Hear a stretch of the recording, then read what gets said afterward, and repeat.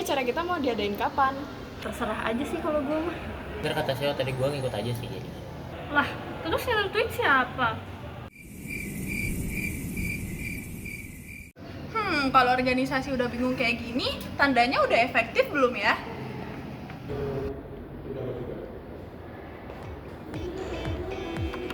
Tahu nggak sih, sebuah organisasi itu dikatakan efektif bukan cuma dilihat dari targetnya tercapai atau enggak doang loh. Para ahli seperti Steers, efektivitas organisasi itu adalah gimana organisasi itu memanfaatkan sumber daya yang ada di dalamnya tanpa menyebabkan para anggotanya itu stres secara berlebihan dan juga tekanan secara berlebihan. Jadi intinya, organisasi itu dikatakan efektif apabila targetnya itu tercapai, kesehatan mentalnya terjaga, dan juga aman. Sekarang gimana sih caranya kita tahu kalau misalnya organisasi kita itu udah efektif atau belum? Nah, Richard M. Steer nemuin ada beberapa indikator utamanya loh. Yang pertama, mulai dari pencapaian tujuan organisasi, lalu yang kedua adanya produktivitas kerja yang terstruktur, lalu yang ketiga adanya kepuasan dari setiap anggota, dan yang keempat mampu beradaptasi dengan perubahan zaman. Apalagi di era sekarang, komunikasi digital dan juga kerja sama organisasi itu udah kayak harga mati banget nggak sih? Biar nggak ada lagi tuh miskomunikasi di dalam organisasi.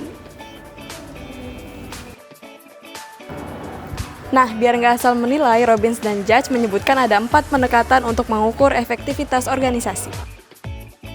Nah, yang pertama adalah Goal Attainment Approach, di mana organisasi fokus pada hasil akhirnya.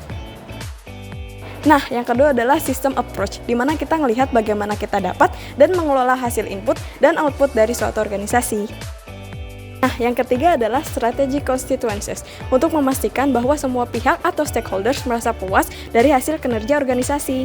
Yang terakhir adalah Competing Values, di mana sepintar-pintarnya kita untuk menyeimbangkan nilai yang saling bertolak belakang, seperti fleksibilitas tapi tetap stabil, kompleks tapi seru kan? Terus apa sih hubungannya sama kinerja kita sehari-hari? Ini emang kaitannya erat banget ya, karena emang ini tuh saling pengaruhi gitu.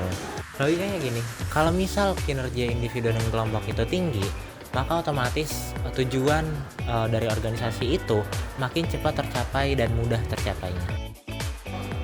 Nah, sebaliknya, kalau misal organisasi itu dikelola secara efektif, otomatis bakal menciptakan lingkungan kerja yang kondusif, yang ujung-ujungnya akan membuat individu itu mengeluarkan performa yang terbaik. Jadi memang kayak looping positif gitu aja sih.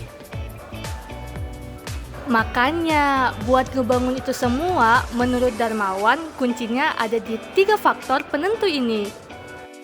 Itu budaya organisasi yang kuat, kepemimpinan yang adil dan visioner, lalu komitmen kita sebagai anggotanya.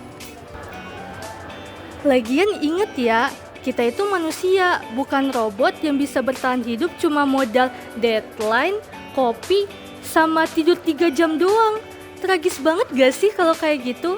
So, yuk kita mulai bangun organisasi yang sehat dan efektif.